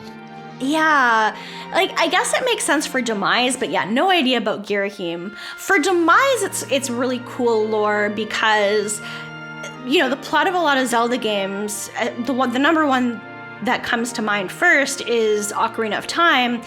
Ganon was sealed away in the Sacred Realm, and he gets released when you pull the Master Sword out, when you're like this shitty little 10-year-old pulling the sword out. Mm-hmm. That's how he can finally start getting back to power again, is when you pull the sword out. So Demise being trapped in the sword, definitely it makes sense with the lore of Zelda. But yeah, you have to put the sword away to seal him. And so Fi is like, well, my job is done. I have to go back into the thing because I'm part of your sword. And it's like surprisingly sentimental. She's like, you know, I was just here doing my job, but I actually have grown to have this, what I think you call happiness. And I actually have really enjoyed traveling with you, Master. And it's just like, oh, she's nice. I'm still on my kick of being completely unsentimental about all machine and robot characters. So I'm just like, Fi is an operating system that was programmed by the goddess Hylia. She's like a tech bro in the sky. And everything she says to you she was programmed to say, actually. Yeah, that's fair. But I will say, I like when she says, you know, oh, I'll see you sometime far in the future. And I'm like, oh, I guess that's kind of referring to like every other Zelda game with a Master Sword in it. So I can see that Anytime you got the Master Sword. Yeah. Yeah. The Master Sword just stopped getting software updates, so it didn't have a UI anymore, so you couldn't talk to Fi anymore, but she's still in there. Exactly. Yeah, she's still there. She's just vibing. Yeah, so that's like the end. Other than, I guess, right before the credits, you see, I guess, Groos's friends are coming down to the surface on their loft wings to kind of see what the fuss is about. And they just kind of, Zelda's like, yeah, I'm excited to just hang out on the surface now. This is what I've always wanted to do. And I don't know. It looks like they're like just going to hang out together. No. If you were Link in that scenario and Zelda asks you if you want to live on the surface, what do you say? Where would you retire to if you were Link?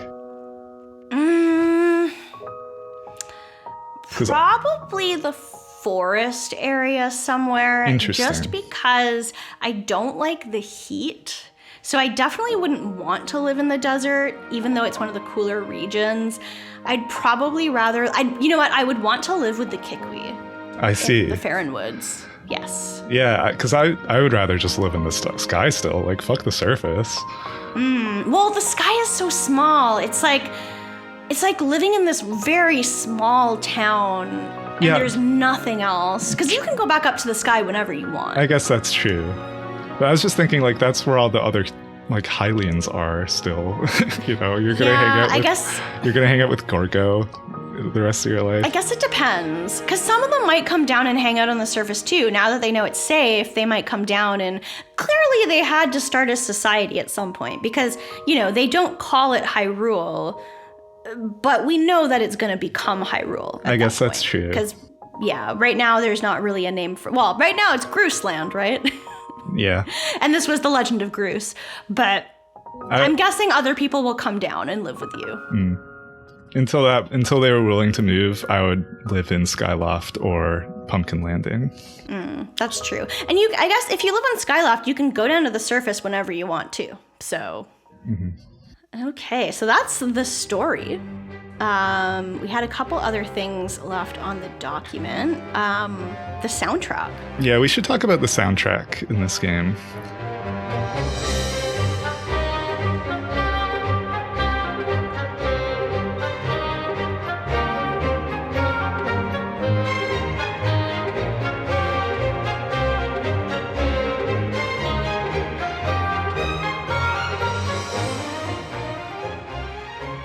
You were already on Slappers Only.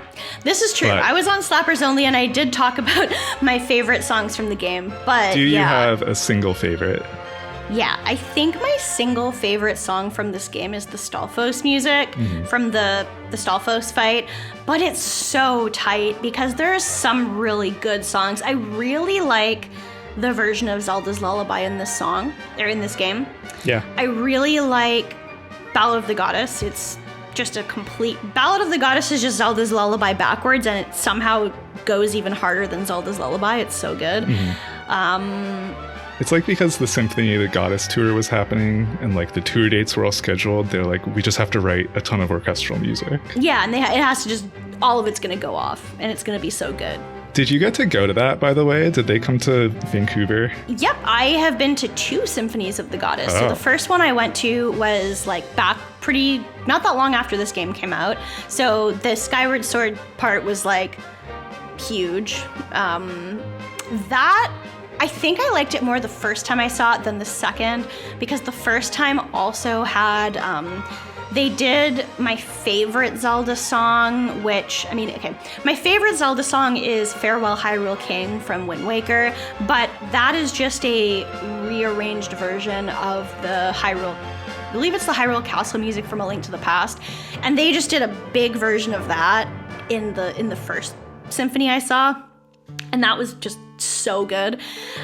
So that was, yeah, and then the second time I saw it, I was kind of sick, and this was like 4 years ago. I went to see them in Quebec City, and they had, I believe they did a version of Ballad of the Windfish at the end, which was really cool because Link's Awakening is like my favorite handheld Zelda game. So that was awesome. Yeah.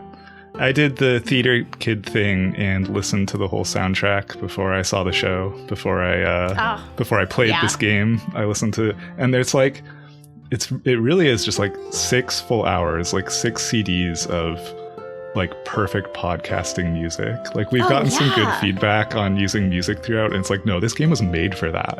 It was. Yeah, there's so, like, I literally, I used to make a lot of Zelda playlists back like maybe 10 years ago or so, and I made one that was just, I called it Zelda's Lullabies, and it was just all a bunch of very pretty Zelda music that you could like fall asleep to.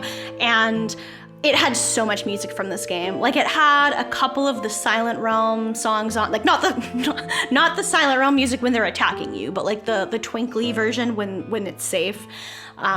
Zelda's Lullaby, I think it had like the Flooded Faron Woods in it. Like, there's just a lot of really pretty music that you can just kind of listen to in the background and feel soothed. Mm-hmm. Anyway, my favorite is Bamboo Island.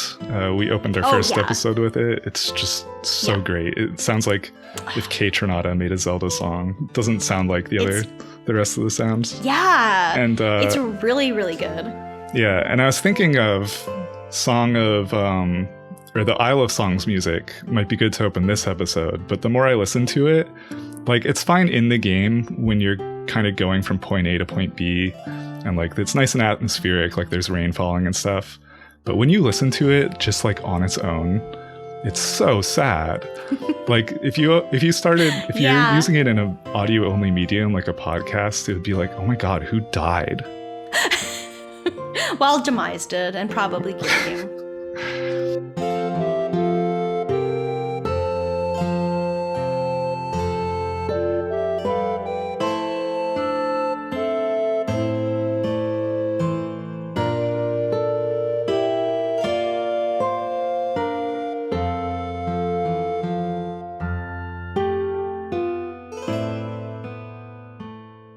I actually kind of got spoiled on some elements of the game, like Groose having a really long character arc, just because of how many rearrangements of his theme there are.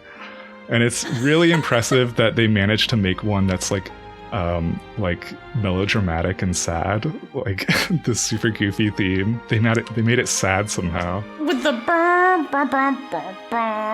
yeah, they can do it, like the romantic Groose theme. Like, they've got so many versions. He's such a great character, and I think also just the fact that people talk about how much they like Groose so much before you've played the game, it probably also kind of tips you off that there's more to him than just being like this bully. Yeah, that too. Yeah, he's great.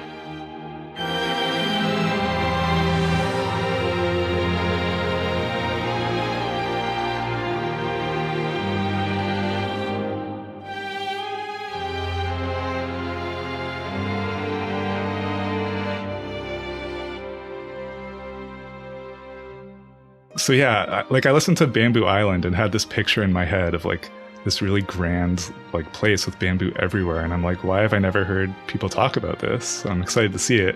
And then I get there in game and it's like one circular room with a mini game in it and a dad standing there. Yeah. And it's like, oh. But that's not really the game's fault. It's more just like they went so hard on the music.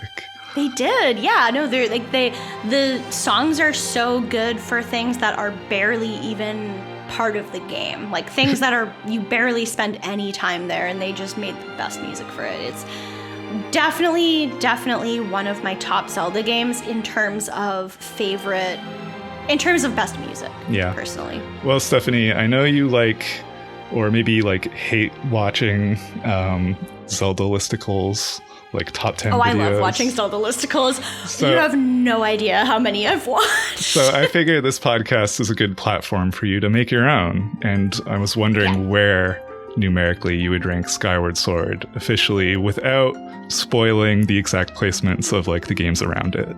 Okay, so it's so hard going around the other, because between the 2D and 3D games, I have a lot of 2D games near the top of my Zelda list. I'm not going to spoil which ones, but like...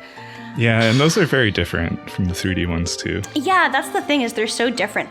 I will say there used to be a point where Skyward Sword was tied as my favorite Zelda game. It no longer is, but it's still close to the top. It's not first. It's not second.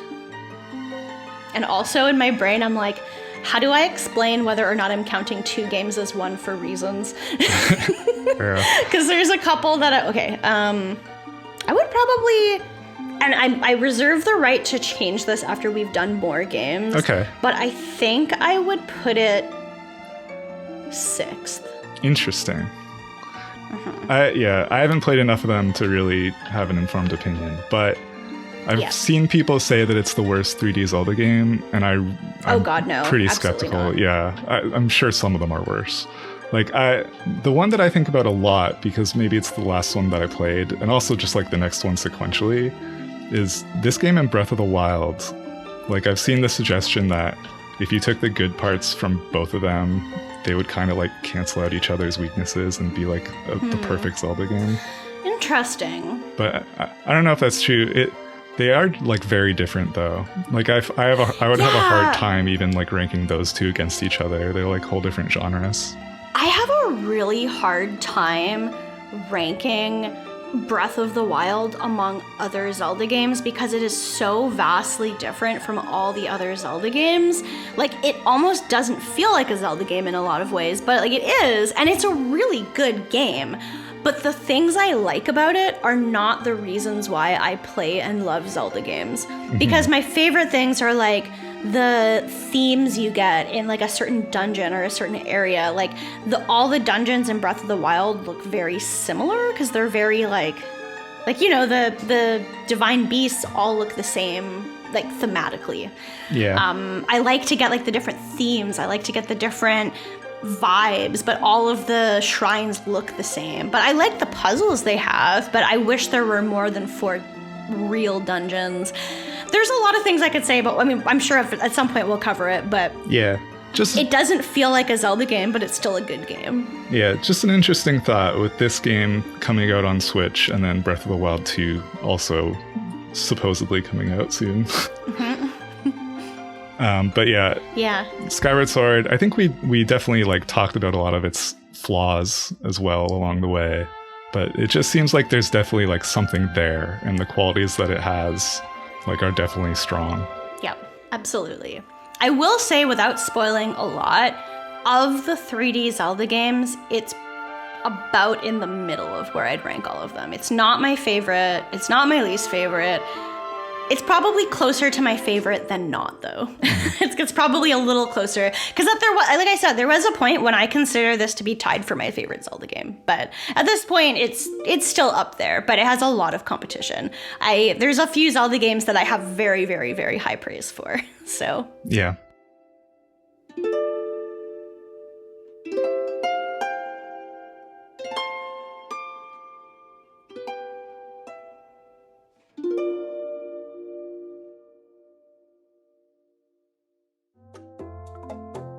Well, I think that will do it for episode 2 of Twink's Awakening.